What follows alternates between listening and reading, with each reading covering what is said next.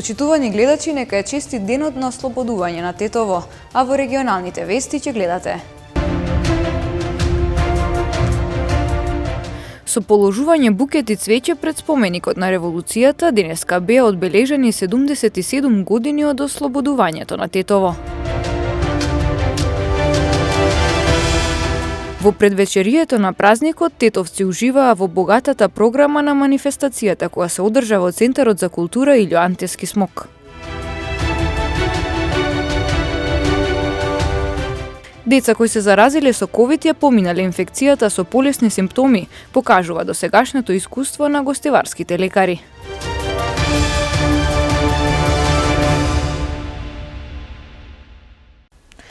Со положување букети цвеќе пред споменикот на револуцијата, денеска беа одбележани 77 години од ослободување на Тетово. 19 ноември останува да се памети како светол датум во историјата на Тетово. Утринава со положување букети цвеќе пред споменикот на револуцијата од страна на низа делегации и ученици беше одбележан 19 ноември, денот на ослободување на Тетово од фашистичкиот окупатор. Градот по Чрпланина слободно живее 77 години, повторно соочен со бројни предизвици, но и со надеж за подобро утре. Председателот на општинската организација на Сојуз на борци од Тетово, Јоцко Димитриевски, со историски осврт го нагласи значењето на 19 ноември. Веќе од априлската војна од 1941 година, Тетово се најде под војна, односно тројна окупација. За жал, тоа беше тежок период, тешки моменти за сите граѓани под таква окупација. Граѓаните мечтаеја за национална слобода. Поминуваја години, во Тетово се формираја партизански одреди, и тетовско се разбира, и секојдневно се зголемуваја борците во народно-ослободителната и антифашистичка борба. Поголемите настани при ослободувањето на Македонија започнаа веќе од 8 септември 1943 година, кога капитулира Италија, а веќе наредната година од 9 септември 1944 година капитулира и фашистичка Бугарија. Со тоа се овозможија услови на целата на територија на нашата земја да започнат решителни борби за конечно ослободување на Македонија. Конечните борби започнаа при крајот на септември месец, поточно веќе на 18 септември беше ослободен градот Тетово, а на 19 ноември во утринските часови започнаа борбите за конечно ослободување на Тетово, во која активно учество зеде 15-тиот корпус со 41-та и 48-та дивизија, како со 8 бригади. Тетово веќе беше ослободено. Активно учество во ослободителните борби зедоа и голем број на граѓани. Тетово беше радосно, весело, се ослободи нашиот град Тетово. По тој повод би сакал на сите граѓани на нашата општина да им го честитам овој светол празник 19 ноември, 77 години од слободно Тетово. Вчера вечер пак по повод ослободувањето на Тетово, во Центарот за култура Илјо Антевски смок беше реализирана свечана манифестација на која што присутните имаа можност да погледнат богата културно-уметничка програма. Празнична манифестација по повод 19 ноември, денот на ослободувањето на Тетово, и оваа година организираше Сојузот на борците од НОП и граѓаните продолжувачи. Во предвечерието на празникот на Тетово, денот на ослободувањето на градот, тетовци уживаа во богатата програма на празничната манифестација, која се одржа во Центарот за култура Илјо Антевски смок. Прослава од овој тип Сојузот на борци од НОП и граѓаните продолжувачи од Тетово самоиницијативно организираат трета година поред, по претходна 15 годишна пауза. Се покажува дека народот не треба да чека некој да се сети дека треба да организира за него, туку може спонтано сам да се самоорганизира и да си прослави празник достоинствено, така како што личи за големината на празникот и така како што може да се спои народот да биде заедно и да празнува и да јакне соработката, солидарноста, лојалноста кон националната кауза. Сметам дека оваа иницијатива веќе станува традиционална, согласно поддршката која што е очигледна од луѓето. Сметам дека сме на добар пат да прерасне во една вистинска традиција. Тетово беше денес во оваа сала се испочитуваа сите здравствени протоколи, но и покрај тоа имавме атмосфера на високо ниво. Тетово се радува за својот ден на ослободување и испраќаме порака дека слободата нема цена и дека ние ќе ја славиме секоја година од сега па натака како и до сега. Настанот беше од културен карактер со музичко-сценска, забавна и меморијална нота, на кој настапија тетовчани. Тетово може да се гордее со многу културни дејци. Сигурно дека не може сите да ги вклучиме во една програма, затоа имаме и следната година програма и годината после тоа и така натаму, така да мислам дека ќе продефилираат во оваа обновена манифестација за прославување на денот на ослободувањето сите кои што потекнуваат од тука, но и сите кои што се со слободарски дух и имаат почит кон нашата иницијатива и нашиот град. Еве годинава го имавме културно-уметничкото друштво Кирил Печиновиќ од соседно Тејарце, со прекрасна манифестација, еден сплет на полошки игри. Ја имавме Верица Пандиловска, нашата тетовска дива, која што е позната во национални рамки. Го имавме триото Шербет, хорот Менада, летачка театарска трупа. Имавме самостојни уметници кои што се вклучија со инструментални изведби, имавме прекрасен тенор и така натаму и така натаму. Се на се имавме богата програма, онака како што најавивме. На манифестацијата присуствува и градоначалникот Билјал Касами, како и председателот на Советот Бесар Дурмиши, митрополитот господин Јосиф, началникот на генералштабот на армијата Васко Ѓурчиновски и други гости.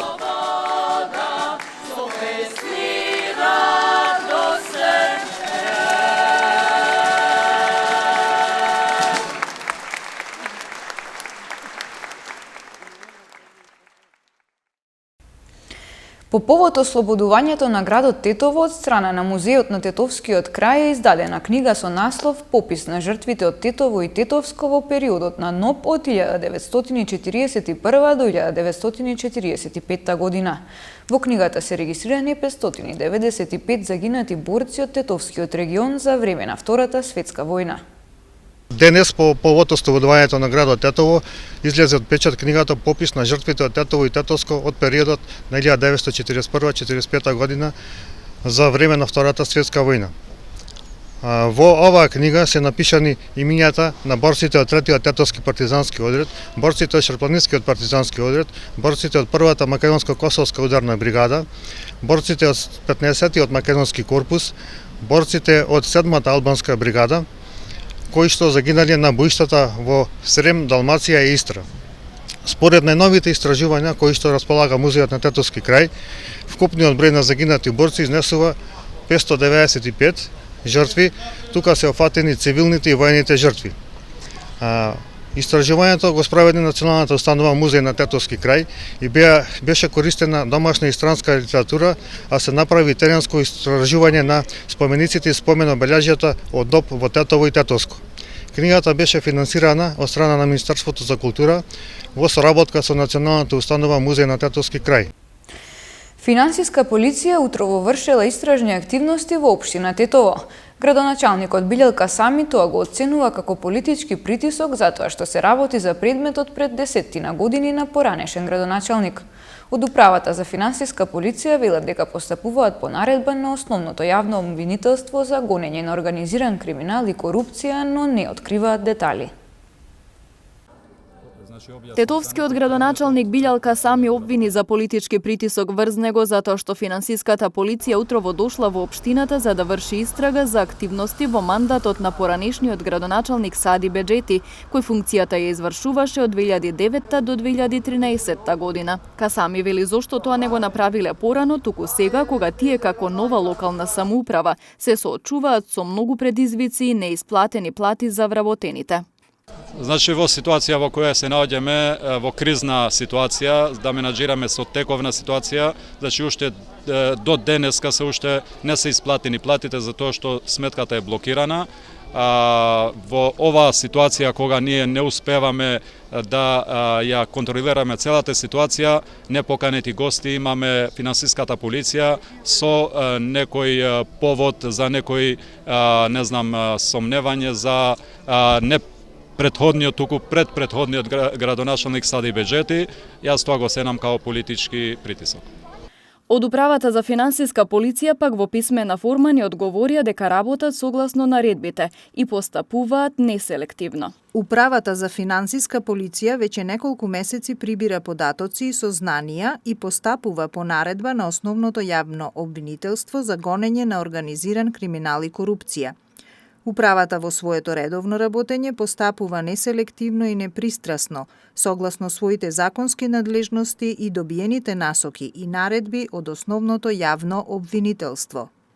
Од финансиската полиција не откриваат детали за случајот затоа што, како што велат, се додека е во предистражна постапка, поради начелото на тајност, не можат да споделат повеќе релевантни информации и порачуваат истиот да не се злоупотребува и користи во политички цели. Деца кои се заразиле со ковид ја поминале инфекцијата со полесни симптоми, покажува досегашното искуство на лекарите од детското оделение во гостиварската болница. Имало и ретки случаи кога развиле компликации, но реагирале на терапијата и оздравеле. Децата не се имуни на ковид, но сепак според досегашните искуства, кај нив вирусот дава полесна клиничка слика и најчесто не предизвикува компликации. Иако не се знае точната бројка, од детското одделение во општата болница во Гостивар потврдуваат дека во текот на пандемијата детектирале заразени деца. Најголемиот дел од нив немале потреба од хоспитализација и по преглед и консултации со соодветна терапија биле испратени на домашно лекување. Не го знам бројот, точен број, меѓутоа имало доста деца од нив кои што грото најголем број се лекуваат дома, затоа што со витамини, со течно и со исто како и овој обичниот грип, едино витамини и витамин Д малку ударно повеќе по голема доза и ретко некој случај стигнал во Институтот за белодробни заболувања кај што ги лекуваат децата со корона позитивни. И меѓутоа немало никое дете кој што било позитивно лошо да заврши. Сите се излекувано. Периодов на одделението има зголемен број на деца со симптоми на грип и вирози, кои што се слични со оние на коронавирусот. Единствениот начин да се утврди точната диагноза е преку тестирање. Има деца кои што со грип кои што имаат и пролив и повраќање. А исто така и корона може да оди и со пролив и значи со диареја и со повраќање, со температура, со кивање, со кашлање. Едино лабораториски може точно да се потврди дали се работи за обичниот грип, овој сезонскиот грип, или се работи корона. Ние скоро секое дете кој што го примаме во одделение, кој што го хоспитализираме, прво правиме корона тест, за ако е негативен, тогаш ги примаме тука. Ако се работи за корона тест, тогаш има други насоки. За разлика од лани, кога наставата се одвиваше онлайн, оваа учебна година учениците одат на часови со физичко присуство. На скринингот со брзи ковид тестови во училиштата низ земјава, досега се потврдени само 6 позитивни основци. Состојбата во градинките, според оценката на Министерката за труд и социјала Јагода Шахпаска, е стабилна и тие се безбедно место за згрижување на децата од 0 до 6 годишна возраст. Првиот човек на администрацијата, министерот Јетон Шаќирич, ја поддржи мерката на Комисијата за заштита од заразни болести да се бара негативен тест за невакцинираните во јавната администрација. Аспектот на вакцинирањето е по-добро од за заштита во здравјето и би посакал и делот од администрацијата кој има секојдневен контакт со луѓето да се вакцинирани или да се чуваат со мерките кои се носење маска и така натака, но исто така, значи кога имаме земено една доза и 2 дози вакцини, сме подобри резултатите или истражувањата кажуваат дека имаме една поефикасна заштита за наредните ковид кои се очекуваат во наредниот период. Уште една крводарителска акција во организација на Црвен крст Тетово беше реализирана денеска во средното училиште Моша Пијаде во Тетово. И во оваа акција беа собрани повеќе единици крв. Уште една во низата на крводарителски акции беше реализирана денеска од 11 до 16 часот во просториите на Средното земјоделско училиште Моша Пијаде во Тетово. И во оваа акција, како што е случај со претходните, беа собрани повеќе единици крв. Интересот од учениците и од вработените во ова училиште е многу голем и многу сме задоволни. Почнавме денеска со акцијата на 2 смени. Првата смена почна од 11 часот предпладне и имавме добар број на крводарители, немаше никаков проблем со организацијата на крводарителската акција. Специјалистот по трансфузиона медицина, доктор Љулјета Исмаили Реджепи, ја објасни процедурата на пренесување и чување на крвта после дарувањето. Кога доаѓа дарителот, мора прво да се прегледа од страна на лекар. Се отвара картон со точни податоци, со матичен број, со све другите податоци. Легнува да дарува крв нормално со сите стерилни процедури, се дарува крвта. Постои еден ланец, го викаме ние ладен ланец. Значи тоа се работи за транспортот на крвта од местото каде се дарува до транспортирањето на одделот, после преработка на крвта, тестирањето за трансмисивните заболувања и до моментот на примањето на крвта од страна на пациентот. Постојат посебни фрижидери, апарати со оптимална температура за одржување на крвта, за да нема контаминација од надвор на крвта и да се чуваат сите компоненти од крвта како што треба по стандардни оперативни постапки. Лекарите постојано ја потенцираат важноста за дарување на крв, а сите граѓани на возраст од 18 до 65 години кои што се во добра здравствена состојба може да даруваат крв и во службата за трансфузиологија во Тетово секој работен ден.